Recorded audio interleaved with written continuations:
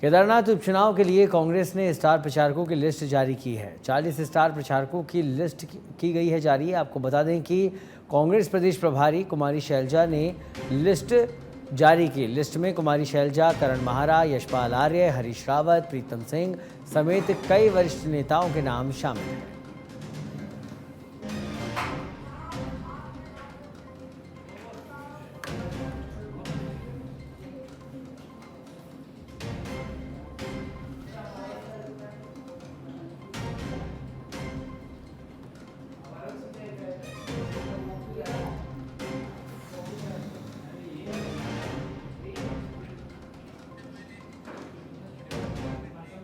किसानों को पशुओं और मुर्गियों को बिक्री को बेहतर तरह से उपलब्ध कराने के लिए पशुपालन विभाग ने आईटीबीपी के साथ विशेष एमओयू किया है। इस बात पर उत्तराखंड के पशुपालन मंत्री सौरभ बहुगुणा ने कहा कि उत्तराखंड के पशुपालकों, मत्स्य पालकों और मुर्गी पालकों को अपने सामान का व्यापार करने के लिए मार्केट उपलब्ध कराना हमारी मुख्य मकसद है, जिसके लिए आईटीबीपी एक नामी संस्थान है। साथ ही उन्होंने कहा कि प्रधानमंत्री नरेंद्र मोदी का लक्ष्य है कि पशुपालकों और दुग्ध पालकों की आय दोगुनी हो।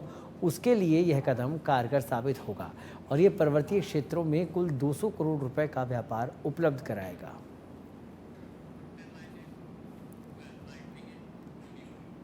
कोशिश थी पशुपालन विभाग की कि उत्तराखंड के पशुपालकों को, मत्स्य पालकों को और हमारे कुक्कुट पालकों को एक chain of marketing, chain of line मिले, जिससे कि उनका जो सामान है, उनके जो बकरी है या वो ट्राउट फार्मिंग है या वो हमारे कुक्कुट है, इनको मार्केट अवेलेबल कराना हमारा मेन मकसद था। और आईटीबीपी एक बहुत बड़ी संस्था है, एक नामी संस्था है हमारी। और 8 महीने से चर्चा चल रही थी, लेकिन आज मैं पूरे प्रदेशवासियों को और मुख्यमंत्री जी को सबसे पहले धन्यवाद दूंगा, जिनके सामने ये एमओयू हुआ। केंद्रीय मंत्री, गृह मंत्री अमित शाह जी को और प्रधानमंत्री जी का जो सपना है कि पशुपालकों की, अपने दुग्ध पालकों की, मत्स्य पालकों की आय दुगनी करनी है, उस पर ये कदम जो है काफ़ी साकार होगा। सबसे पहली चीज़ आईटीबीपी से हमने आज एक एमओयू पशुपालन विभाग के सचिव महोदय और आईटीबीपी के आईजी साहब के मध्य माननीय मुख्यमंत्री जी उत्तराखंड सरकार और माननीय पशुपालन मंत्री जी उत्तराखंड सरकार की उपस्थिति में किया गया है। इससे हमारे जो सीमांत क्षेत्र हैं, जो हमारे वाइब्रेंट विलेजेस हैं, वहाँ के जो पशुपालक हैं और जो भेड़ बकरी का व्यवसाय कर रहे हैं, मुर्गी पालन का व्यवसाय कर रहे हैं, उन लोगों को एक ओपन मार्केट अवेलेबल हुआ है। इस एमओयू से यह है कि जहां आईटीबीपी अपने जवानों के लिए मांस उत्पादन के लिए बकरी, भेड़ या चिक की सप्लाई मांगेगी, तो वो एक हमें ऑर्डर करेंगे 7 दिन पहले और हम वहाँ के लोकल जो लोग पाल रहे हैं उनसे उस उत्पाद को उपलब्ध कराएंगे। तो इस प्रकार जहाँ आईटीबीपी के जवानों को शुद्ध और अच्छा मांस उत्पादन वाला जानवर मिलेगा, वहीं हमारे किसान भाइयों को और पशुपालकों को उनके उत्पाद का अच्छी कीमत और तुरंत मार्केट की उपलब्धता होगी। केदारनाथ विधानसभा उपचुनाव के लिए लगातार यात्रा में हुए मिसमैनेजमेंट को भी विपक्षी तक मुद्दा बना रहे हैं। विपक्ष के इन हमलों को कम करने के लिए भाजपा ने भी पलटवार करना शुरू कर दिया है। भाजपा के वरिष्ठ नेता राज्य मंत्री डॉक्टर देवेंद्र मशीन ने कहा कि शारदा में यात्रा शुरू होने के दौरान कुछ चीज़ों में रजिस्ट्रेशन को लेकर दिक्कत है और वो दिक्कत सामने आई थी, लेकिन मुख्यमंत्री पुष्कर सिंह धामी के निर्देशन पर अधिकारियों ने बेहतर काम किया और यात्रा को सफल संचालन बनाने के लिए लगातार तत्परता से लगे रहे। भाजपा नेता ने कहा कि आपदा के दौरान कुछ परेशानियां ज़रूर आई थी, लेकिन यह मानसून सीजन था और ऐसे में प्राकृतिक आपदाएं बाधाएं ज़रूर बनती है। आपने देखा होगा कि प्रारंभिक दौर में तो भीड़ इतनी अधिक आ रही थी, यात्रियों की संख्या इतनी अधिक थी कि उसको मैनेज करना मुश्किल हो रहा था। लंबे लंबे जाम लग रहे थे। इसीलिए बार बार जो कहा जाता था कि हम सीमा के अंदर आएँ और अपना पंजीकरण करके आएँ, और जैसी स्थितियाँ सामान्य हुई हैं तो तत्काल जो है उसको बढ़ाया गया पंजीकरण को भी। तो ऐसा नहीं है कि प्रारंभिक तौर पर रोका गया, लेकिन बाद में जो आपदा के कारण जो दिक्कतें सामने आई हैं उससे थोड़ा अंतर पड़ा, क्योंकि एक मनोवैज्ञानिक प्रभाव सब पर रहता है।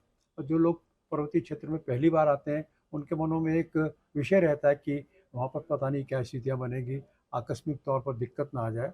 तो ये एक अपने आप में कारण रहा है, लेकिन प्रारंभिक तौर पर तो निश्चित तौर पर इतना अधिक वहाँ पर श्रद्धालुओं का आना हुआ कि उसको संभालने में हमको सरकार को बहुत बड़ी मशक्कत करनी पड़ी।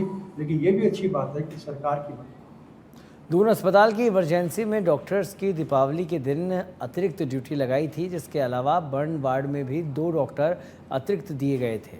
वहीं सीएमओ ने सभी अस्पतालों को विशेष सतर्कता बरतने के निर्देश दिए थे, जिसका असर रहा कि मरीजों को इलाज मिला। दून अस्पताल के त्वचा रोग विशेषज्ञ डॉक्टर मुकेश कुमार ने बताया कि इस बार दीपावली में दून अस्पताल की इमरजेंसी ओटी में 78 केस बर्न के आए हैं, जिसमें से एक क्रिटिकल केस है। एक उस मरीज को दून अस्पताल में एडमिट किया हुआ है।